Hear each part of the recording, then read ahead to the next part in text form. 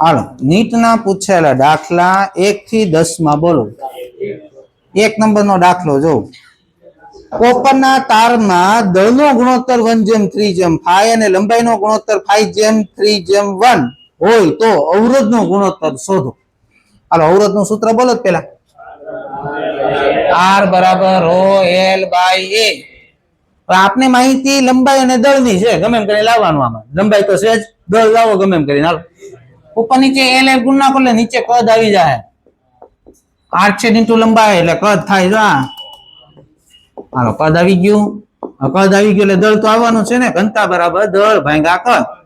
તો કદ બરાબર દળ ભાગાકાર ઘનતા. મૂકો અહીંયા દળ ભાગ્યા ઘનતા. હાલો હવે દ્રવ્ય ઉપર આધાર રાખ. દ્રવ્ય તો બેનો અચળ છે જો ને, લખ્યું છે જો. કોપર ના બનેલો તાર, તો આ તો બે હરખું થાય તો દ્રવ્ય ઉપર આધાર રાખે. તો કોણ અલગ અલગ છે? L² બાય, હાલો લંબાઈ નો ગુણોત્તર કેટલા આપ્યો દાખલામાં? 5:3:1 એનો વર્ગ છે જો. અહીંયા કરો વર્ગ એનો. 25, 9 અને 1. અને દળ કેટલું આપ્યું છે? 1, 3, 5. એટલે 3 ભાગ આલે. આ 3 ના 1/5. હાલો 5 ગુણી નાખો આખાને. આને 5 ગુણો તો 125, આને 5 ગુણો એટલે 15, આને 5 ગુણો એટલે 1. જવાબ એનો આવશે દિલ્હી. 4 નંબરનો દાખલો જો પેલા. સિમ્પલ દાખલો છે. 40 બલ્બને 220 વોલ્ટ સપ્લાય સાથે શ્રેણીમાં લગાવ્યા છે. એક બલ્બ ઉડી જવાથી બાકીના 39 બલ્બ શ્રેણીમાં લગાવતા પ્રકાશની તીવ્રતા 40 લેમ્પ કરતા ઓછી વધારે હોય શું થાય? હવે હું તમને સમજાવું. ધારો કે એક લેમ્પ નો અવરોધ R છે, તો પેલા 40 લેમ્પ લગાવ્યા હતા તો 40 R અવરોધ થાય ને સર્કિટમાં. એક લેમ્પ નો અવરોધ R, 40 લેમ્પ હોય તો કેટલો સર્કિટ નો અવરોધ થાય? 40 R. હવે એક લેમ્પ ઉડી ગયો એટલે 39 લેમ્પ વધ્યા તો 39 R અવરોધ થાય. તો સર્કિટ નો અવરોધ ઘટી ગયો. એક લેમ્પ નીકળી ગયો એટલે અવરોધ ઘટી ગયો તો પ્રવાહ શું થાય? સર્કિટમાં વધશે. તો પ્રવાહ વધશે તો બધા પ્રકાશની બધા લેમ્પની બ્રાઇટનેસ શું થાય? વધારે. તો 39 લેમ્પની બ્રાઇટનેસ 40 લેમ્પ કરતા વધારે હોય. તો જવાબ આવશે બી ઓપ્શન. 40 બલ્બની સાપેક્ષમાં 39 બલ્બમાં વધારે બ્રાઇટનેસ આવે, તીવ્રતા વધારે આવે. એની પછી 6 નંબરનો પ્રશ્ન જો.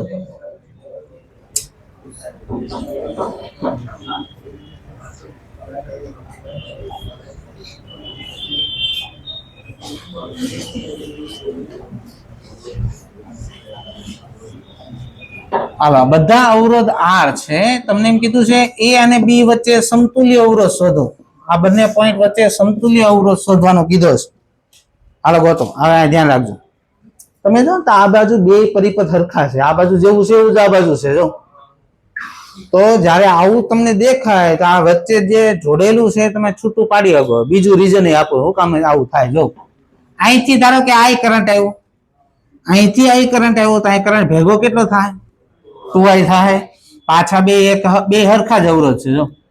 તો પાછા 2I ના ભાગ પડે કઈ રીતે ભરે? I આમ જાય ને I આમ જાય. તો એનો મતલબ એવો થયો ને I નો I કરંટ અહીંથી આમ ગયો એમ જ થયો ને. તો આનો કરંટ I અહીંથી આમ ગયો તો અહીં જોડો કે ન જોડો શું ફરક પડવાનો? હરખું જ થવાનું. બે બાજુ હરખું હોય તો આ બાજુ 2R હોય ને તો પાછું ન થાય આવું. કરંટ ના હરખા ભાગ નહીં પડશે તો આનો કરંટ આમાં ગયો એમ ન કહેવાય. હાલો આ R કેમાં થાય? 2R થયો. 2R અને R કેમાં?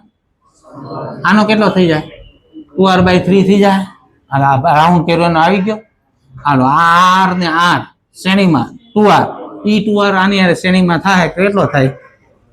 2R/3 પ્લસ 2R એટલે કેટલો થાય? 3 × 6 ને 2 8, 8R/3. હાલો નીચે તમે જો તો R બે શ્રેણીમાં છે. એનો 2R. હાલો હવે આ પરિપથ નું હવે જો તો આ બે કેમાં સમતુલ્ય કેમ ગોતાય? ઉપર ગુણાકાર નીચે સરવાળો. 8R/3 × 2R upon 8R/3 plus 2R. 8 × 2 16.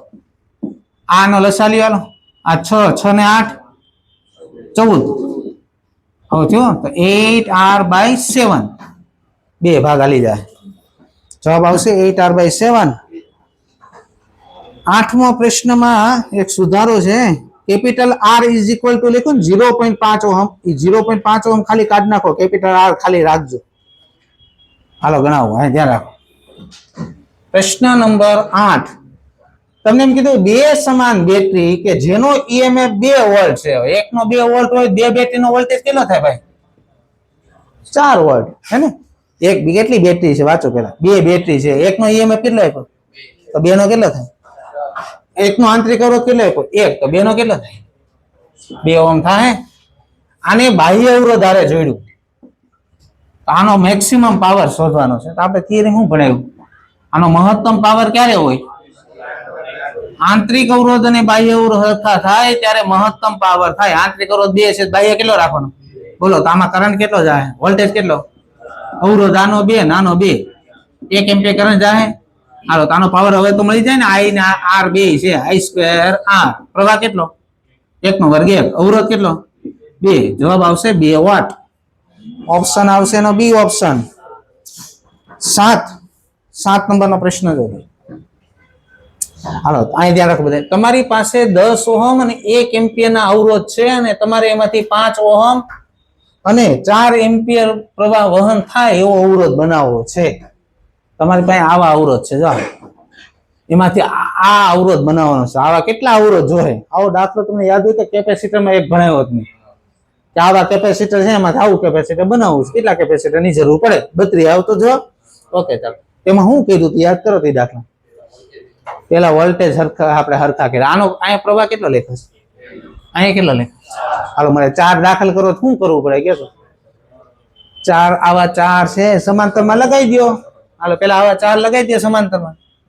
આ 1, 2, 3, આ 4. અહીંથી હવે 4 એમ્પિયર નાખો તો બધામાં એક એક જાહે કે નહીં? આ બધામાં આના હરખા ભાગ, હરખા અવરોધ છે, હરખા ભાગ પડવાનો છે. 1 એમ્પિયર બધામાં જાહે આમ.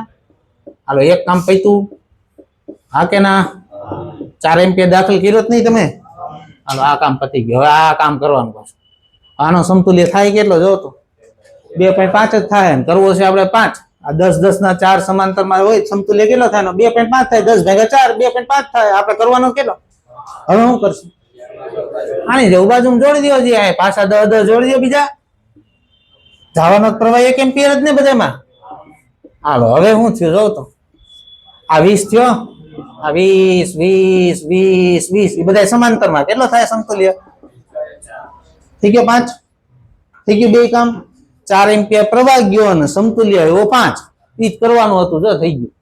કેટલા અવરોધ જોયા જો તો? 8. એકમાં 2 વાપરા. 8 4 8 છે. 8 અવરોધ જોયા. જવાબ આવે, આન્સર આવશે એનો 8. લખી નાખો. થોડાક ભાઈ સુધરી જાવ સાહેબોને, પછી છે મજા ન આવે ભણાવવાની.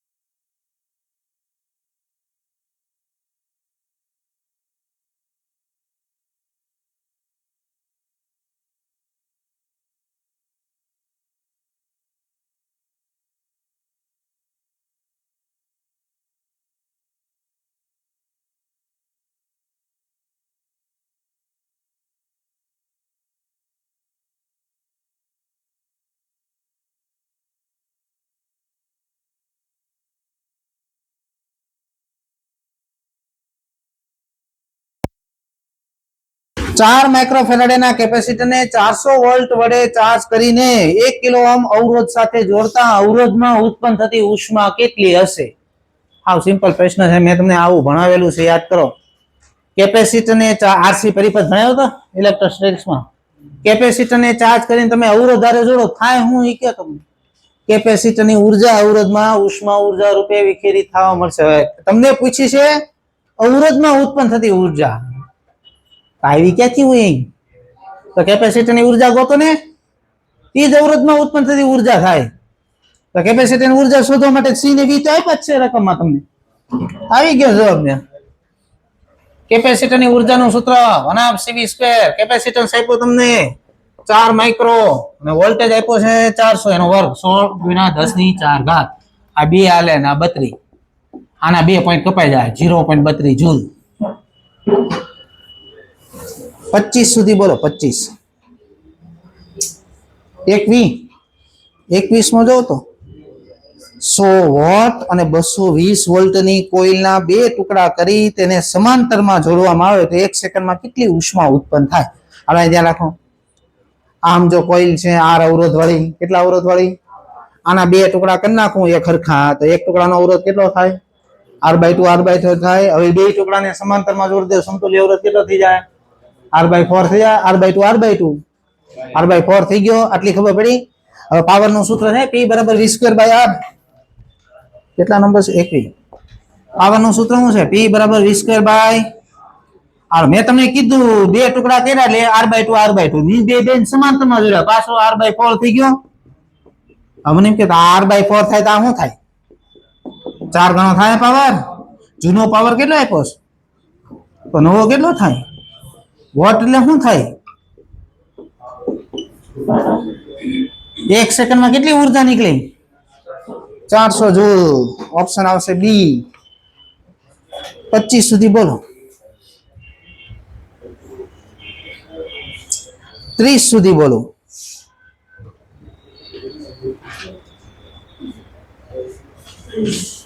કેટલામાં? 30માં જાવ તો 3 કોપરના તારની લંબાઈ આડછેદ અને આપેલું છે, અવરોધ ગોતવાનો છે. અવરોધ નું સૂત્ર બોલો ભાઈ. R = OL/A. હાલો, પહેલા તારમાં લંબાઈ L છે, આડછેદ A છે, તો આ જ અવરોધ છે ને, લંબાઈ L ને આડછેદ A મૂકી ત્યાં જ અવરોધ થાય પહેલાનો. હાલો, બીજાનો અવરોધ આ પહેલાનો, બીજાનો કેટલો થાય? રો લંબાઈ કેટલી છે? 2L, આડછેદ કેટલો છે? A/2. આ 2 ઉપર જાય કેટલો થાય? 4ρL/A. ત્રીજો લંબાઈ કેટલી આપી? L/2. આડછેદ કેટલો આપ્યો? 2A. આ 2 નીચે આવે તો શું થાય? ρL/4A. આપણે શું પૂછ્યું તને? લઘુત્તમ અવરોધ કોનો છે? કોનો દેખાય લઘુત્તમ? જો દેખાય ને અહીંયા 4. જવાબ આવશે કેટલા આડછેદ વાળાનો? 2A આડછેદ વાળાનો. 2A આડછેદ વાળાનો સી આવે જવાબ. 35 સુધી બોલો.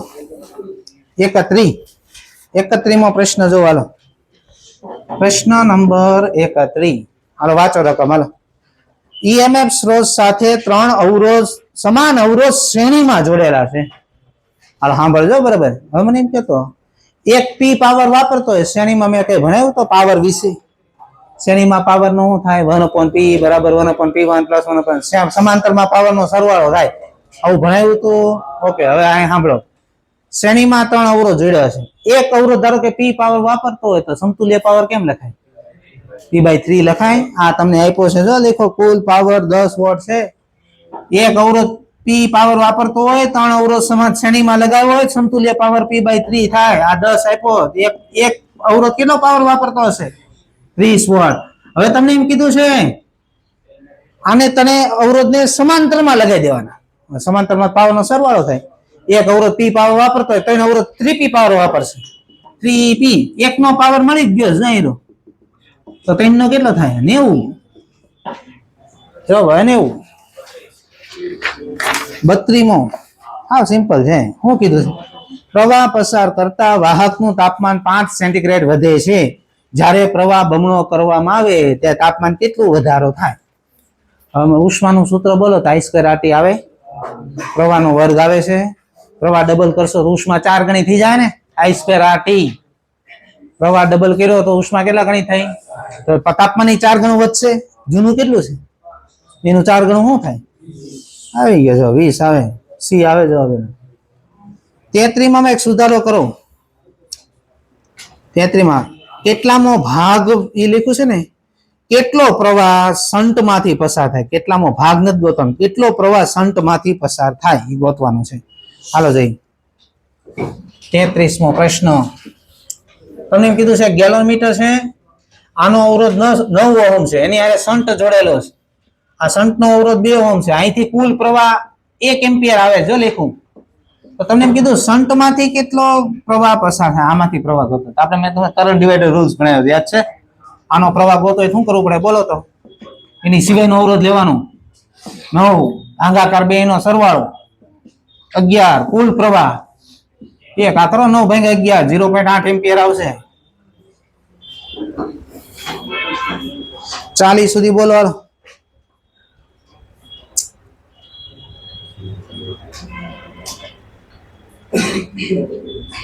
45 સુધી બોલો.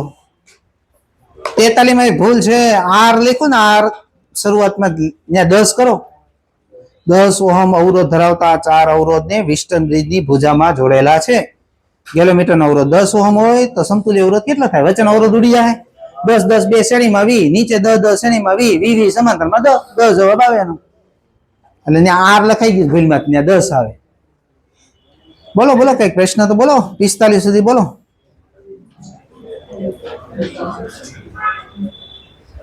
50 સુધી.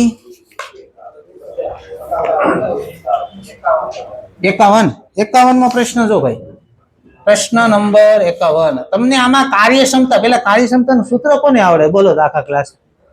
કાર્યક્ષમતાનું સૂત્ર